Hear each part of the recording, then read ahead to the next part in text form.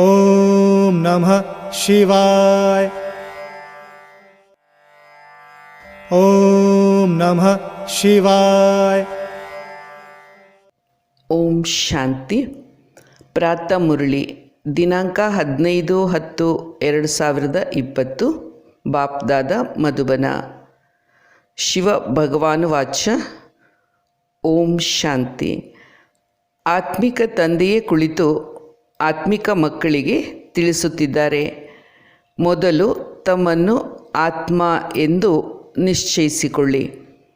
ದೇಹಾಭಿಮಾನವನ್ನು ಬಿಟ್ಟು ದೇಹಿ ಅಭಿಮಾನಿಯಾಗಿ, ಆಗಲೇ ತಂದೆಯನ್ನು ನೆನಪು ಮಾಡಲು ಸಾಧ್ಯ. ಇದು ಜ್ಞಾನ ಕಾಲವಾಗಿದೆ. ಜ್ಞಾನವನ್ನು ಒಬ್ಬ ಶಿವತಂದೆಯೇ ಕೊಡುತ್ತಿದ್ದಾರೆ ಹಾಗೂ ಸರ್ವರ ಸದ್ಗತಿಯನ್ನುಂಟು ಮಾಡುತ್ತಿದ್ದಾರೆ. ಶಿವತಂದೆಯು ನಿರಾಕಾರವಾಗಿದ್ದಾರೆ. ಅರ್ಥಾತ್ ಶಿವಪರಮಾತ್ಮನಿಗೆ ಯಾವುದೇ ಮಾನವನ ಆಕಾರವಿಲ್ಲ. ಮಾನವನ ಆಕಾರವಿದ್ದವರನ್ನು ಭಗವಂತನೆಂದು ಹೇಳಲು ಸಾಧ್ಯವಿಲ್ಲ. ಎಲ್ಲ ಆತ್ಮರು ನಿರಾಕಾರರೇ ಆಗಿದ್ದರೂ ದೇಹ ಎಂಬ ಅಭಿಮಾನದಲ್ಲಿ ಬಂದು ದೇಹವೆಂದು ತಿಳಿದು ತನ್ನನ್ನು ಆತ್ಮ ಎಂಬುದನ್ನೇ ಮರೆತಿದ್ದಾರೆ. ಈಗ ಶಿವತಂದೆಯು ತಿಳಿಸುತ್ತಿದ್ದಾರೆ, ಮಕ್ಕಳೇ, ನೀವೀಗ ಪರಂಧಾಮಕ್ಕೆ ಹಿಂತಿರುಗಿ ಹೋಗಬೇಕಾಗಿದೆ. ಆದ್ದರಿಂದ ನಿಮ್ಮನ್ನು ಆತ್ಮನೆಂದು ತಿಳಿಯಿರಿ. ಆತ್ಮ ಎಂದು ತಿಳಿದು ಶಿವತಂದೆಯನ್ನು ನೆನಪು ಮಾಡಿದರೆ ಜನ್ಮ ಜನ್ಮಾಂತರದ ಪಾಪಗಳು ಭಸ್ಮವಾಗುವುದು. ಆತ್ಮವೇ ಪತಿತ ಹಾಗೂ ಆತ್ಮವೇ ಪಾವನವೂ ಆಗುತ್ತದೆ. ಶಿವತಂದೆ ತಿಳಿಸಿದ್ದಾರೆ, ಪಾವನ ಆತ್ಮಗಳು ಸತ್ಯ ತ್ರೇತಾಯುಗದಲ್ಲಿರುತ್ತಾರೆ. ದ್ವಾಪರ ಕಲಿಯುಗದ ರಾವಣ ರಾಜ್ಯದಲ್ಲಿ ಆತ್ಮರು ಪತಿತರಾಗುತ್ತಾರೆ. ಭಾರತದ ಉತ್ಥಾನ ಮತ್ತು ಪತನದ ಈ ಏಣಿ ಚಿತ್ರದಲ್ಲಿ ಇದನ್ನೆಲ್ಲ ವರ್ಣಿಸಲಾಗಿದೆ. 5000 ವರ್ಷಗಳ ಪೂರ್ವದಲ್ಲಿ ನೀವೆಲ್ಲ ಆತ್ಮರು ಶಾಂತಿಧಾಮ ನಿವಾಸಿ ಪಾವನರಾಗಿದ್ದಿರಿ. ಅದನ್ನೇ ನಿರ್ವಾಣಧಾಮವೆನ್ನಲಾಗುವುದು. ಪುನಃ ಚತುರ್ಯುಗಗಳ ಈ ಚಕ್ರದಲ್ಲಿ ಬಂದು ಕಲಿಯುಗಾಂತ್ಯದಲ್ಲಿ ಪತಿತರಾಗುತ್ತೀರಾ. ಆಗ ಹೇ ಪತಿತ ಪಾವನ ಪರಮಾತ್ಮನೇ ಬಾ ಎಂದು ಕರೆಯುತ್ತೀರಿ. ಶಿವತಂದೆಯು ತಿಳಿಸುತ್ತಿದ್ದಾರೆ, ಮಕ್ಕಳೇ, ನಿಮಗೆ ಪತಿತರಿಂದ ಪಾವನರಾಗುವುದು ಹೇಗೆ ಎಂಬ ಜ್ಞಾನವನ್ನು, ರಾಜಯೋಗವನ್ನು ನಾನೇ ಕಲಿಸಿಕೊಡುತ್ತೇನೆ. ಕಾಲಾಂತರದಲ್ಲಿ ಈ ಜ್ಞಾನ ಪ್ರಾಯಲೋಪವಾಗುವುದು. ಇದೆಲ್ಲವನ್ನು ತಂದೆಯೇ ಬಂದು ತಿಳಿಸಬೇಕಾಗುತ್ತದೆ. ದ್ವಾಪರ ಯುಗದಿಂದ ಅನೇಕ ಶಾಸ್ತ್ರಗಳನ್ನು ರಚಿಸಿದ್ದಾರೆ. ಆದರೆ ಸತ್ಯಯುಗದಲ್ಲಿ ಯಾವುದೇ ಶಾಸ್ತ್ರ ಇತ್ಯಾದಿಗಳು ಇರುವುದಿಲ್ಲ. ಭಕ್ತಿಯ ಅಂಶ ಮಾತ್ರವೂ ಅಲ್ಲಿ ಇರುವುದಿಲ್ಲ. ಈಗ ಶಿವತಂದೆಯೇ ತಿಳಿಸುತ್ತಿದ್ದಾರೆ, ನೀವು ಈ ರಾಜಯೋಗ ವಿದ್ಯೆಯಿಂದ ಪತಿತರಿಂದ ಪಾವನರಾಗಬಲ್ಲಿರಿ. ಪಾವನ ಪ್ರಪಂಚವು ಖಂಡಿತ ಸ್ಥಾಪನೆ ಆಗಲೇಬೇಕಾಗಿದೆ. ಅದಕ್ಕಾಗಿಯೇ ಶಿವತಂದೆ ರಾಜಯೋಗವನ್ನು ಕಲಿಸುತ್ತಿದ್ದಾರೆ. ದೈವಿ ಗುಣಗಳನ್ನು ಧಾರಣೆ ಮಾಡಿಕೊಳ್ಳಬೇಕಾಗಿದೆ. ಅಳುವುದು, ಮುನಿಸಿಕೊಳ್ಳುವುದು ಇವೆಲ್ಲವೂ ಆಸುರಿ ಸ್ವಭಾವವಾಗಿದೆ.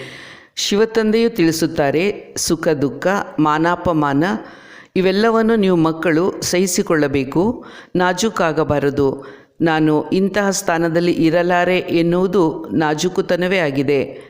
ಅವರ ಸ್ವಭಾವ ಹೀಗೆ, ಇವರ ಸ್ವಭಾವ ಹಾಗೆ ಇತ್ಯಾದಿಯಾಗಿ ಯೋಚಿಸಲೂ ಬಾರದು, ಮಾತನಾಡಲೂ ಬಾರದು. ಬಾಯಿಂದ ಸದಾ ಹೂಗಳಂತೆಯೇ ಮಾತುಗಳು ಬರಲಿ, ಮುಳ್ಳುಗಳು ಬರಬಾರದು. ಅನೇಕರ ಬಾಯಿಂದ ಮುಳ್ಳುಗಳಂಥ, ಕಲ್ಲುಗಳಂಥ ಮಾತೇ ಬರುತ್ತದೆ. ಯಾರ ಮೇಲಾದರೂ ಕ್ರೋಧದಿಂದ ಮಾತನಾಡುವುದೂ ಸಹ ಮುಳ್ಳುಗಳಾಗಿದೆ. ಪರಸ್ಪರ ಹೊಂದಿಕೊಳ್ಳದೇ ಇರುವ ಗುಣ ಅನೇಕ ಮಕ್ಕಳಲ್ಲಿ ಬಹಳವಿದೆ. ದೇಹಾಭಿಮಾನದಿಂದ ಇತರರಲ್ಲಿ ಲೋಪದೋಷಗಳನ್ನೇ ಹುಡುಕುತ್ತಿರುತ್ತಾರೆ. ಆದರೆ ತಮ್ಮಲ್ಲಿಯೇ ಅನೇಕ ಲೋಪಗಳಿವೆ ಎಂಬುದನ್ನು ಅರಿತುಕೊಳ್ಳುವುದಿಲ್ಲ. ಇಂತಹ ನಡವಳಿಕೆಯಿಂದ ಸೇವೆಯು ಇಳಿಮುಖವಾಗುತ್ತದೆ. ಶಿವತಂದೆಯು ತಿಳಿಸುತ್ತಿದ್ದಾರೆ, ಮಕ್ಕಳೇ, ನಿಮ್ಮ ಗುಣಗಳಲ್ಲಿ ಸುಧಾರಣೆಯಾಗಬೇಕಾಗಿದೆ. ಮಿಲಿಟರಿಯ ಸೈನಿಕರ ಕೆಲಸವಾಗಿದೆ ಯುದ್ಧದಲ್ಲಿ ಶತ್ರುಗಳೊಂದಿಗೆ ಹೋರಾಡುವುದು. ಪ್ರಕೃತಿ ವಿಕೋಪ ಅಥವಾ ಗಲಭೆಗಳನ್ನು ಉಂಟಾದಾಗ ಮಿಲಿಟರಿಯವರನ್ನು ಕರೆಸುತ್ತಾರೆ. ಆಗ ಮಿಲಿಟರಿಯವರು ಎಂತಹ ಕೆಲಸಕ್ಕಾದರೂ ಸಿದ್ಧರಾಗಿರಬೇಕಾಗುತ್ತದೆ. ಕೂಲಿ ಕೆಲಸವನ್ನು ಮಾಡುತ್ತಾರೆ. ಸರ್ಕಾರವು ಮಿಲಿಟರಿಗೆ ಇಲ್ಲಿರುವ ಮಣ್ಣೆಲ್ಲವನ್ನು ತೆಗೆದು ಆ ಕಡೆ ಹಾಕಬೇಕು ಎಂದು ಆದೇಶ ನೀಡಿದರೆ ಸೈನಿಕರು ಅದನ್ನು ಪಾಲಿಸುತ್ತಾರಲ್ಲವೇ? ಇಲ್ಲದಿದ್ದರೆ ಶಿಕ್ಷೆಗೊಳಗಾಗುತ್ತಾರೆ. ಸರ್ಕಾರದ ಆಜ್ಞೆಯನ್ನು ಪಾಲಿಸಲೇಬೇಕಾಗುತ್ತದೆ. ಶಿವತಂದೆಯೂ ತಿಳಿಸುತ್ತಾರೆ, ನೀವು ಸಹ ಆತ್ಮಿಕ ಸೈನಿಕರಾಗಿದ್ದೀರಿ, ಸೇವೆಗಾಗಿ ಬದ್ಧರಾಗಿದ್ದೀರಿ. ಶಿವತಂದೆಯು ಸೇವೆಗಾಗಿ ನಿಮಗೆ ಏನನ್ನೇ ಆದೇಶಿಸಲಿ ಕೂಡಲೇ ಒಪ್ಪಿಕೊಳ್ಳಬೇಕು, ಹಾಜರಾಗಬೇಕು. ಆದೇಶ ಪಾಲಿಸದಿದ್ದರೆ ನಿಮ್ಮನ್ನು ಆತ್ಮಿಕ ಯೋಧರೆಂದು ಹೇಳಲಾಗುವುದಿಲ್ಲ ಹಾಗೂ ಶಿವತಂದೆಗೂ ಪ್ರಿಯರಾಗುವುದಿಲ್ಲ. ನೀವು ಎಲ್ಲರಿಗೂ ಸಂದೇಶ ಕೊಡುವುದರಲ್ಲಿ ಶಿವತಂದೆಗೆ ಸಹಯೋಗಿಯಾಗಿದ್ದೀರಿ. ಎಲ್ಲಾದರೂ ದೊಡ್ಡದಾದ ಮ್ಯೂಸಿಯಮನ್ನು ತೆಗೆಯುತ್ತಾರೆ. ಸುಮಾರು 10 ಮೈಲಿ ಅದು ದೂರವಿದೆ ಎಂದಾದರೂ ಸಹ ಸೇವೆ ಎಂದ ಮೇಲೆ ಹೋಗಲೇಬೇಕಾಗುತ್ತದೆ. ಖರ್ಚಿನ ಬಗ್ಗೆ ಯೋಚಿಸಬೇಡಿ. ಅತಿ ದೊಡ್ಡ ಸರ್ಕಾರ ಅಪರಿಮಿತನಾದ ಶಿವತಂದೆಯ ಆದೇಶವಲ್ಲವೇ? ಪರಮಾತ್ಮನ ಬಲಭುಜ ಧರ್ಮರಾಜನೂ ಆಗಿದ್ದಾರೆ. ಶ್ರೀಮತಾನುಸಾರ ನಡೆಯದಿದ್ದರೆ ಆತ್ಮಿಕ ಉನ್ನತಿಯೂ ಆಗುವುದಿಲ್ಲ. ಶ್ರೀಮತ ಹೇಳುತ್ತಿದೆ, ನಿಮ್ಮ ದೃಷ್ಟಿಯನ್ನು ಶುದ್ಧವಾಗಿಟ್ಟುಕೊಳ್ಳಿ. ಕಾಮದ ಮೇಲೆ ಜಯಗಳಿಸುವ ಸಾಹಸವಿರಲಿ. ತಂದೆಯ ಆಜ್ಞಾಪಾಲನೆ ಮಾಡದಿದ್ದರೆ ಛಿದ್ರ ಆಗಿಬಿಡುತ್ತೇವೆ. ಶಿವತಂದೆ ತಿಳಿಸುತ್ತಿದ್ದಾರೆ, ನನ್ನನ್ನು ಮಕ್ಕಳ ವಿನಃ ಇನ್ಯಾರೂ ಅರಿತುಕೊಳ್ಳಲು ಸಾಧ್ಯವಿಲ್ಲ. ಕಲ್ಪಪೂರ್ವದ ಆತ್ಮಗಳೇ ಕ್ರಮೇಣವಾಗಿ ಇಲ್ಲಿಗೆ ಬಂದು ಸೇರುತ್ತಾರೆ. ಇದು ಗೀತಾ ಪುನರಾವರ್ತನೆಯ ಯುಗವಾಗಿದೆ. ಆದರೆ ಶಾಸ್ತ್ರಗಳಲ್ಲಿ ಈ ಸಂಗಮ ಯುಗದ ಬಗ್ಗೆ ವರ್ಣನೆ ಇಲ್ಲ. ರಾಜಯೋಗದ ಸಮಯದಲ್ಲಿ ಅವಶ್ಯವಾಗಿ ಸಂಗಮವಾಗಿರಬೇಕಲ್ಲವೇ? ಆದರೆ ಯಾರ ಬುದ್ಧಿಗೂ ಇದು ಗೋಚರವಾಗಿಲ್ಲ. ಮಕ್ಕಳೇ, ಈಗ ನಿಮಗೆ ಜ್ಞಾನದ ನಶೆಯೇರಿದೆ. ಭಾರತದ ಉತ್ಥಾನ ಮತ್ತು ಪತನದ ಈ ಏಣಿಯ ಚಿತ್ರವು ಅತ್ಯಂತ ಸ್ಪಷ್ಟವಾಗಿ ತಿಳಿಸಿ ಹೇಳಬಹುದು. ಆದರೂ ಸಹ ಮಾನವರ ಕಣ್ತೆರೆಯುತ್ತಿಲ್ಲವಲ್ಲವೇ? ಮಾಯೆಯ ನಶೆಯಲ್ಲಿ ಒಮ್ಮೆಲೆ ಛಿದ್ರವಾಗಿದ್ದಾರೆ. ಜ್ಞಾನದ ನಶೆಯು ಬಹಳ ನಿಧಾನವಾಗಿ ಏರುತ್ತದೆ. ಮೊದಲಿಗೆ ದೈವಿ ಗುಣಗಳು ಬೇಕಾಗಿದೆ. ಶಿವತಂದೆಯು ಆಜ್ಞಾಪಿಸಿದಾಗ ನೆಪಗಳನ್ನು ಹೇಳಬಾರದು. ಇದು ನನ್ನಿಂದ ಮಾಡಲಾಗುವುದಿಲ್ಲ ಎಂದರೆ ಅವಿಧೇಯರೆಂದು ಅವರಿಗೆ ಹೇಳಲಾಗುತ್ತದೆ. ಈ ರೀತಿಯಾಗಿ ನಡೆದುಕೊಳ್ಳಬೇಕು ಎಂದು ಶ್ರೀಮತದ ಆದೇಶ ಸಿಗುತ್ತದೆ ಎಂದ ಮೇಲೆ ಇದು ಶಿವತಂದೆಯ ಶ್ರೇಷ್ಠ ಮತವಾಗಿದೆ, ನನ್ನ ಒಳಿತಿಗಾಗಿ ಎಂದು ಒಪ್ಪಿಕೊಂಡು ನಡೆದುಕೊಳ್ಳಬೇಕು. ಶಿವತಂದೆ ಸರ್ವರ ಸದ್ಗತಿದಾತನಾಗಿದ್ದಾರೆ ಎಂದ ಮೇಲೆ ದಾತ ಎಂದು ತದ್ವಿರುದ್ಧವಾದ ಮತಗಳನ್ನು ಕೊಡುವುದಿಲ್ಲ. ನಾನು ಬ್ರಹ್ಮರವರ ಅನೇಕ ಜನ್ಮಗಳ ಅಂತ್ಯದಲ್ಲಿ ಪ್ರವೇಶ ಮಾಡಿದ್ದೇನೆಂದು ಶಿವತಂದೆಯು ತಿಳಿಸುತ್ತಿದ್ದಾರೆ. ಮಹಿಳೆಯರನ್ನು ಗೌರವಿಸಲಾಗುತ್ತದೆ. ಮೊದಲು ಲಕ್ಷ್ಮಿ, ಅನಂತರ ನಾರಾಯಣ, ಯಥಾ ರಾಜಾರಾಣಿ ತಥಾ ಪ್ರಜೆಗಳಾಗಿರುತ್ತಾರೆ. ನೀವು ಸಹ ಹೀಗೆ ಶ್ರೇಷ್ಠರಾಗಬೇಕು. ಈಗ ಸಮಸ್ತ ಪ್ರಪಂಚದಲ್ಲಿಯೇ ರಾವಣ ರಾಜ್ಯವಿದೆ. ಎಲ್ಲರೂ ರಾಮರಾಜ್ಯವು ಬೇಕೆಂದೇ ಬಯಸುತ್ತಾರೆ. ಈ ಲಕ್ಷ್ಮೀನಾರಾಯಣರ ರಾಜ್ಯವಿದ್ದಾಗ ದುರ್ಗುಣ ಅರ್ಥಾತ್ ರಾವಣ ರಾಜ್ಯಗಳಿರಲಿಲ್ಲ. ನಂತರ ಇದು ಹೇಗೆ ಬದಲಾಯಿತು ಎಂಬುವ ಬಗ್ಗೆ ಯಾರಿಗೂ ಅರಿವಿಲ್ಲ. ಘೋರಾಂಧಕಾರದಲ್ಲಿದ್ದಾರೆ. ಮಾನವರು ಇನ್ನೂ ಅಜ್ಞಾನ ಎಂಬ ನಿದ್ರೆಯಲ್ಲೇ ಮಲಗಿದ್ದಾರೆ. ಈ ಆತ್ಮಿಕ ಜ್ಞಾನವನ್ನು ಆತ್ಮಿಕ ತಂದೆಯೇ ಆತ್ಮಿಕ ಮಕ್ಕಳಿಗೆ ತಿಳಿಸಿಕೊಡುತ್ತಿದ್ದಾರೆ. ರಾಜಯೋಗವನ್ನು ಕಲಿಸುತ್ತಿದ್ದಾರೆ. ಆಧ್ಯಾತ್ಮಿಕ ಜ್ಞಾನ ಆತ್ಮಿಕ ಮಕ್ಕಳಿಗೆ ಜ್ಞಾನಸಾಗರನಾದ ಪರಮಾತ್ಮನೇ ತಿಳಿಸುತ್ತಿದ್ದಾರೆ. ಶಿವತಂದೆಯು ತಿಳಿಸುತ್ತಿದ್ದಾರೆ, ಪ್ರಪಂಚದಲ್ಲಿ ಎಲ್ಲ ಮಾನವರು ದೇಹದ ಅಭಿಮಾನದಲ್ಲಿದ್ದಾರೆ. ನಾನು ಆತ್ಮ ಎಂಬ ಅರಿವೇ ಇಲ್ಲ.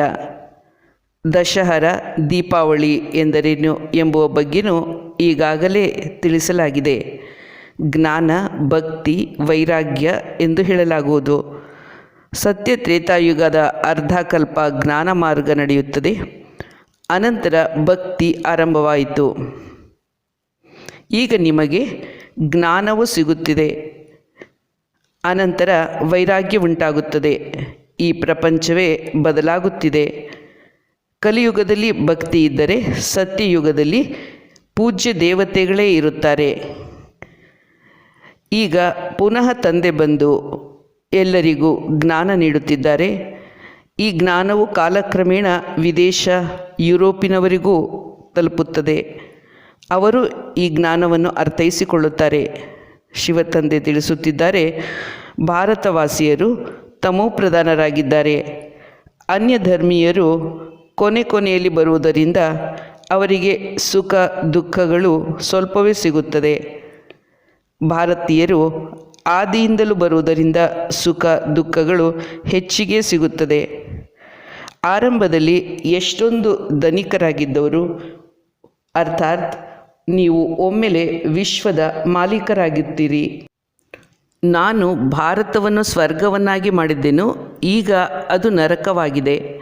ಮಾನವರು ಮಂಗನಂತೆ ಚಂಚಲ ಬುದ್ಧಿಯುಳ್ಳವರಾಗಿದ್ದಾರೆ. ಬಂದರ್ಸೆ ಮಂದಿರ್ಲಾಯಕ್ಕಾಗಿ ನಿಮ್ಮನ್ನು ಮಾಡುತ್ತೇನೆ. ಅಂದರೆ ಮಂಗ ಬುದ್ಧಿಯವರನ್ನು ಮಂದಿರದಲ್ಲಿರುವ ದೇವತೆಗಳ ಸಮಾನ ಮಾಡುತ್ತೇನೆ.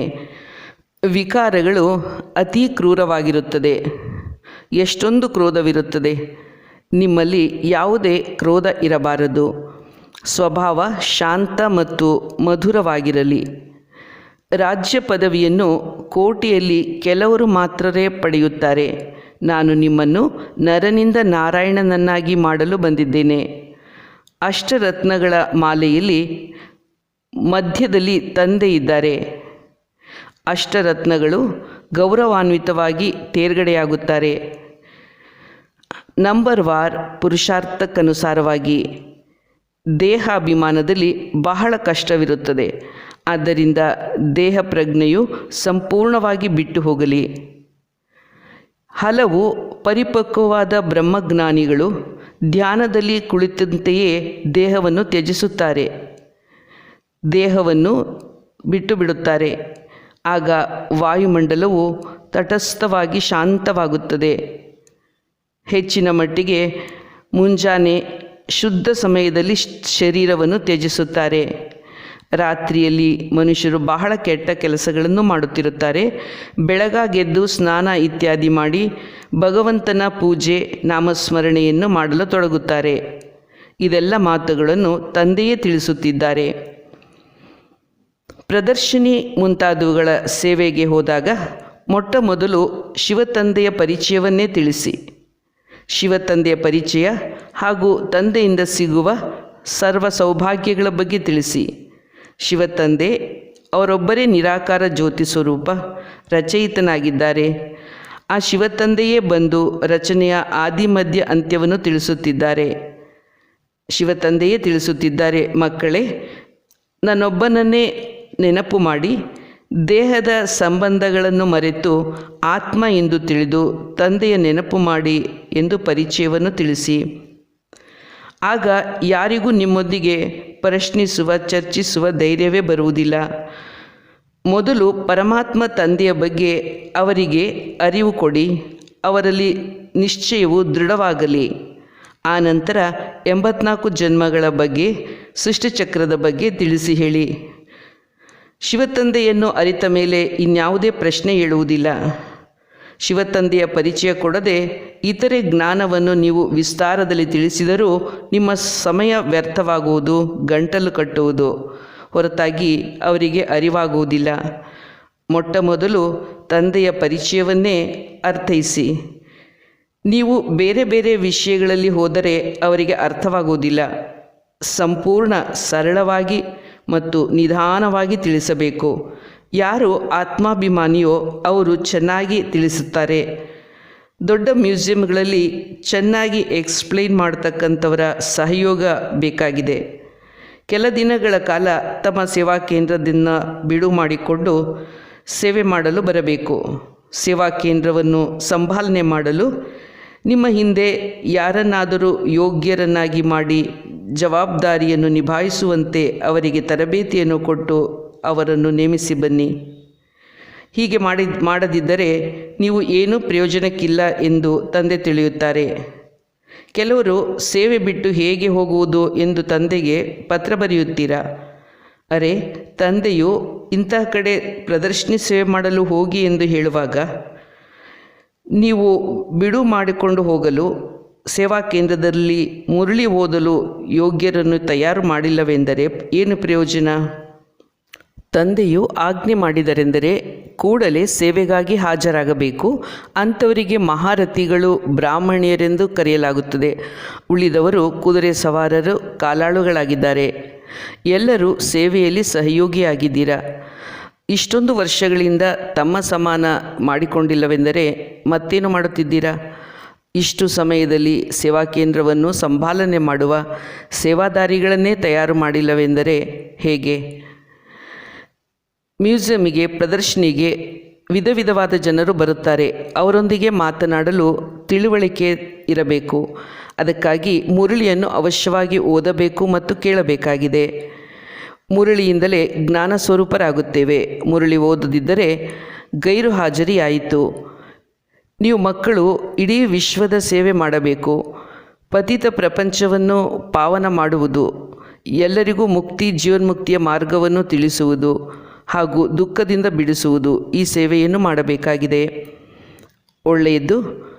ಮಧುರಾತಿ ಮಧುರ ಅಗಲಿ ಹೋಗಿ ಮರಳಿ ಸಿಕ್ಕಿರುವ ಮಕ್ಕಳನ್ನ ಬಗ್ಗೆ ಮಾತಾಪಿತಾ ಬಾಪ್ ದಾದರವರ ನೆನಪು, ಪ್ರೀತಿ ಹಾಗೂ ಸುಪ್ರಭಾತ. ಆತ್ಮಿಕ ಮಕ್ಕಳಿಗೆ ಆತ್ಮಿಕ ತಂದೆಯ ನಮಸ್ತೆ. ಆತ್ಮಿಕ ತಂದೆಗೆ ಆತ್ಮಿಕ ಮಕ್ಕಳ ನಮಸ್ತೆ ಹಾಗೂ ಧನ್ಯವಾದಗಳು. ಮುರಳಿಯ ಮುಖ್ಯಾಂಶ: ಮಕ್ಕಳೆಲ್ಲ ಶಾಂತರು, ಅತಿ ಮಧುರ ಸ್ವಭಾವದವರಾಗಬೇಕಾಗಿದೆ. ಎಂದೂ ಕ್ರೋಧ ಮಾಡಬಾರದು. ತಮ್ಮ ಕಣ್ಣುಗಳನ್ನು ನಿರ್ವಿಕಾರಿಯನ್ನಾಗಿ ಇಟ್ಟುಕೊಳ್ಳಬೇಕು. ತಂದೆಯು ಏನೇ ಆಜ್ಞೆಯನ್ನು ನೀಡಿದರೂ ಅದನ್ನು ಕೂಡಲೇ ಪಾಲಿಸಬೇಕು. ಪತಿತ ವಿಶ್ವವನ್ನು ಪಾವನ ಮಾಡುವ ಸೇವೆ ಮಾಡಬೇಕು. ವರದಾನ: ತನ್ನ ಮಹತ್ವ ಹಾಗೂ ಕರ್ತವ್ಯವನ್ನು ತಿಳಿದು ಸದಾ ಬೆಳಗುವ ಜ್ಯೋತಿಗಳಾಗಿ. ನೀವು ಮಕ್ಕಳು ಜಗತ್ತಿನ ಬೆಳಗುವ ಜ್ಯೋತಿಯಾಗಿದ್ದೀರಾ. ನಿಮ್ಮ ಪರಿವರ್ತನೆಯಿಂದ ವಿಶ್ವದ ಪರಿವರ್ತನೆಯಾಗಬೇಕು. ಆದ್ದರಿಂದ ಈವರೆಗೆ ಆಗಿದ್ದೆಲ್ಲ ಆಗಿ ಹೋಯಿತು ಎಂದು ಕಳೆದುದನ್ನು ಮರೆತು ತಮ್ಮ ಮಹತ್ವವನ್ನು ಅರಿತು ಸದಾ ಬೆಳಗುವಂತಹ ಜ್ಯೋತಿಯಾಗಿ ಸ್ವಪರಿವರ್ತನೆಯಿಂದ ವಿಶ್ವ ಪರಿವರ್ತನೆಯಾಗುವುದು. ಅಭ್ಯಾಸ ಮಾಡಿ. ಈಗ ಕರ್ಮಯೋಗಿ ಮತ್ತೀಗ ಕರ್ಮಗಳಿಂದ ಅತೀತವಾದ ಸ್ಟೇಜ್. ಹೀಗೆ ಆಮೆ ಕ್ಷಣದಲ್ಲಿ ತನ್ನ ಅಂಗಾಂಗಗಳನ್ನು ತನ್ನೊಳಗೆ ಸಮಾವೇಶ ಮಾಡಿಕೊಳ್ಳುತ್ತದೋ ಆ ರೀತಿ ತಾವು ಮಾಸ್ಟರ್ ರಚಯಿತ ಸಮಾವೇಶಗೊಳಿಸುವ ಶಕ್ತಿಯ ಆಧಾರದಿಂದ ಕ್ಷಣದಲ್ಲಿ ಸರ್ವ ಸಂಕಲ್ಪಗಳನ್ನು ಸಮಾವೇಶ ಮಾಡಿಕೊಂಡು ಏಕ ಸಂಕಲ್ಪದಲ್ಲಿ ಸ್ಥಿತರಾಗಿ. ಸುವಾಕ್ಯ: ಲವಲೀನ ಸ್ಥಿತಿಯ ಅನುಭವ ಮಾಡಬೇಕೆಂದರೆ ಸ್ಮೃತಿ ವಿಸ್ಮೃತಿಯ ಯುದ್ಧವನ್ನು ಸಮಾಪ್ತಿ ಮಾಡಿ. ಒಳ್ಳೆಯದು. ಓಂ ಶಾಂತಿ. ಓಂ ನಮಃ ಶಿವಾಯ.